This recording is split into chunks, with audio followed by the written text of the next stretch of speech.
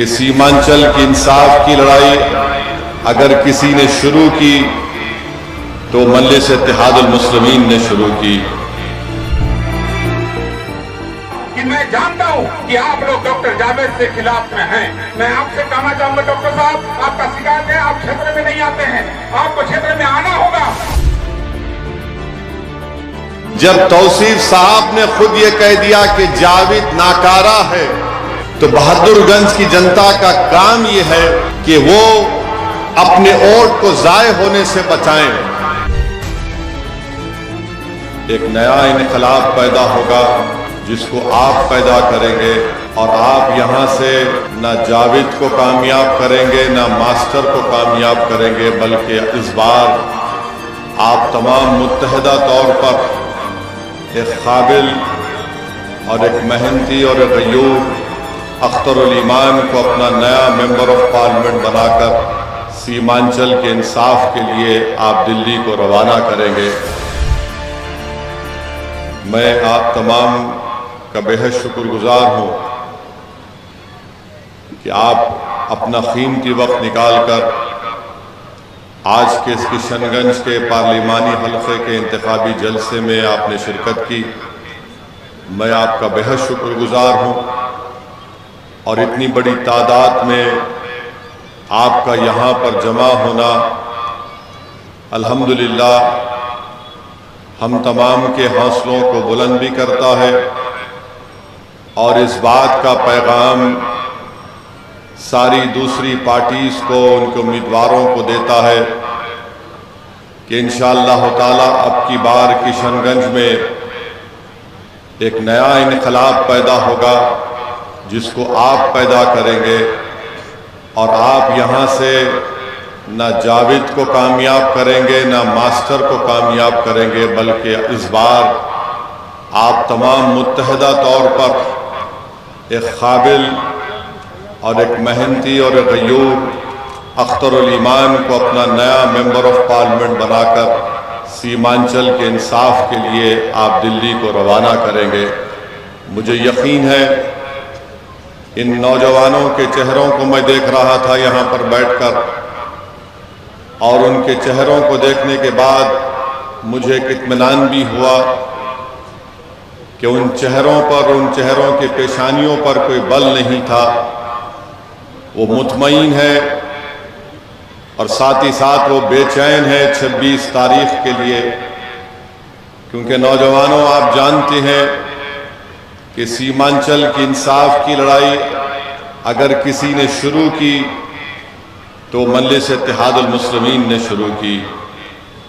यकीनन मरहूम तस्लीम साहब ने अपनी ज़िंदगी में इस काम का आगाज़ किया था, मगर मजलिस इत्तेहादुल मुस्लिमीन ने सीमांचल के इंसाफ की लड़ाई को अपनाया। हमने बिहार में अगर अपने सियासी सफ़र का आगाज़ किया तो सीमांचल की इंसाफ की लड़ाई से हमने आगाज़ किया। लफ्ज़ सीमांचल न राजद बोलती थी, न कांग्रेस, न जेडीयू, बल्कि मजलिस इत्तेहादुल मुस्लिमीन ने सीमांचल की नाइंसाफ़ी की बात की। तो मैं आपको ये बात बताना चाहता हूँ कि आपने जो सियासी शऊर अपने आप में बेदार किया, आज से 2 या 3 दिन पहले जब नरेंद्र मोदी पूर्णिया को आए तो उनको भी हालत मजबूरी में सीमांचल बोलना पड़ा। तो यकीनन हमने पहली कामयाबी हासिल कर ली। हमने इस इलाके को सीमांचल के नाम से जब पुकारना शुरू किया, अब हर पार्टी सीमांचल के नाम से, भारत का ये सबसे पसमानदा और पिछड़ा इलाका है, और इसकी इंसाफ की लड़ाई उसी वक्त मुकम्मल हो सकती है जब आप अपने वोटों से एक मुतहरिक और फाल और एक ईमानदार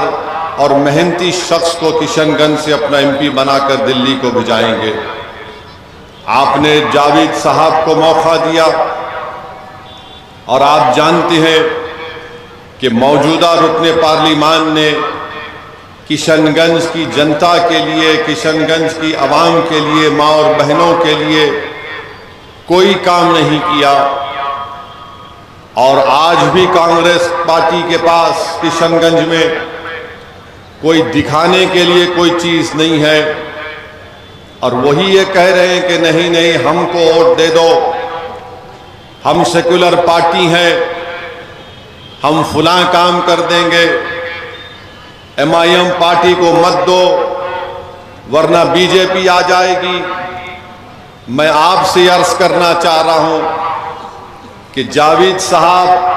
नाकारा MP साबित हुए हैं। ये मैं नहीं कह रहा हूं, कांग्रेस पार्टी की एक जलसे में कांग्रेस के कुलहिंद सदर जनाब खरगे साहब बैठे हुए हैं और उनकी मौजूदगी में साबिका रुकन असम्बली तौसीफ साहब ने जनता के सामने ये कह दिया कि जावेद साहब आपने किशनगंज की जनता के लिए काम भी नहीं किया और आप कहीं पर भी नजर नहीं आए। बोला था ना, ये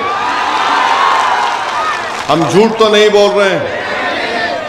कि मैं जानता हूं कि आप लोग डॉक्टर जावेद से खिलाफ में हैं। मैं आपसे कहना चाहूंगा डॉक्टर साहब, आपका शिकायत है आप क्षेत्र में नहीं आते हैं, आपको क्षेत्र में आना होगा। जब उन्हीं के पार्टी के एक जिम्मेदार कायद ये कह रहे हैं, लीडर ये कह रहे हैं कि जावेद तुमने काम नहीं किया और तुम गायब थे, तुम नजर नहीं आए, तो एक मानो में कांग्रेस पार्टी ने इस बात की तस्दीक कर दी कि जावेद ने काम नहीं किया, किशनगंज की जनता से उनकी कोई मुलाकातें नहीं हुई। और फिर मैं आपको एक और चीज याद दिलाना चाहूंगा, जब कोविड में लोग परेशान थे, आपने जावेद को देखा या अख्तरुल ईमान को देखा? बताइए आप। जब कोविड में लोग परेशान थे, बीमार थे,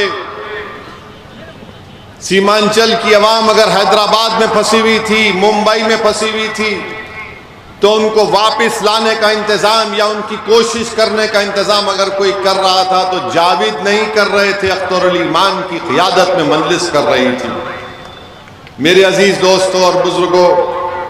जब तौसीफ साहब ने खुद ये कह दिया कि जावेद नाकारा है, तो बहादुरगंज की जनता का काम ये है कि वो अपने वोट को ज़ाय होने से बचाएं, अपने वोट को इस्तेमाल ना करें जावेद के लिए, क्योंकि याद रखिए अगर आपका वोट ज़ाय होगा तो खुदा ना खास्ता इसका फायदा बीजेपी और JDU को हो सकता है। मुत्तहिदा अपने वोट का इस्तेमाल करिए, तभी जाकर हम किशनगंज से एक हरकियाती शख्स अख्तरुल ईमान को हम कामयाब कर सकेंगे। आप एक एक वोट को अपने अख्तरुल ईमान साहब की कामयाबी के लिए इस्तेमाल करिए।